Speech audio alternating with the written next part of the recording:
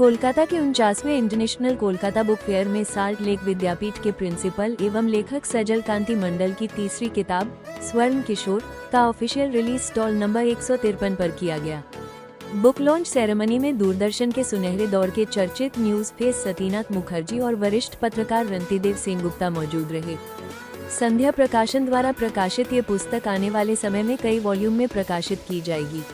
Publisher Shankar Dutta ने बताया कि स्वर्ण किशोर को राज्य के विभिन्न स्कूलों और लाइब्रेरी में उपलब्ध कराने की योजना है।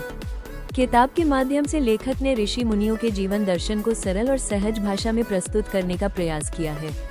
आयोजकों और अतिथियों ने उम्मीद जताई कि यह पुस्तक आज के स्टूडेंट्स और टीनेजर्स के मानसिक व नैतिक विकास में महत्वपूर्ण भूमिका निभाएगी। आनंदकर माने अनुभूति এই জন্য যে এদের নামগুলো স্মরণ করলেই উচ্চারণ করলেই আমাদের শ্রদ্ধায় মাথা নত হয়ে আসে।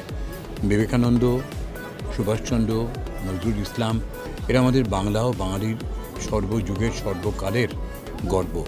তাদের নিয়ে তাদের ছেলেবেলা নিয়ে কীভাবে তারা গড়ে উঠেছিলেন তাদের ছেলেবেলায় তাই নিয়ে সজলবাবু অত্যন্ত খুব সুন্দর একটি বই লিখেছেন, একেবারে সহজ সরল ভাষায়, যেমনভাবে যেটা ছোটদের যেমন বড়দের কাছেও ততটাই আকর্ষণীয়। মানে হয়তো ছোট কিন্তু এর গুরুত্ব অসীম, এরকম একটা বই আমাকে আজকে উদ্বোধনে ডেকেছেন প্রকাশক এবং লেখক, এরা আমি নিজেকে ধন্য মনে করছি।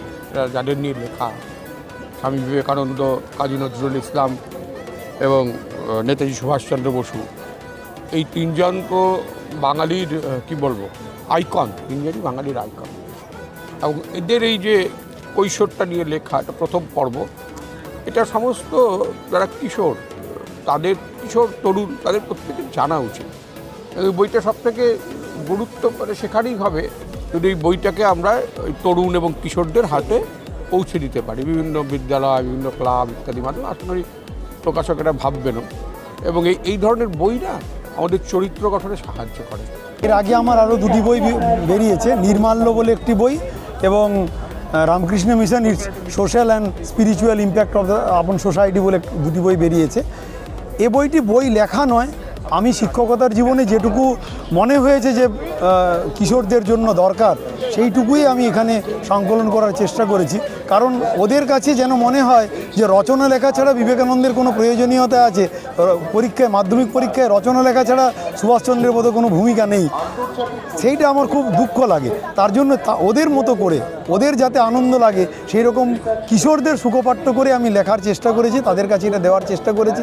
যদি এই কিশোরদের ভালো লাগে তাহলে অত্যন্ত নিজের এই পরিশ্রমকে সার্থক বলে মনে করব এবং আমার মনে হয় ওদের এটি পাঠ করে অন্তত কিছু না কিছু উপলব্ধি হবে, এই আমার দৃঢ় বিশ্বাস, এই আমার অঙ্গীকার। এবং আজকের এই অনুষ্ঠানে সতীনাথদা এবং রন্তিদেবদা এসছেন, এটা আমার কাছে পরম প্রাপ্তি।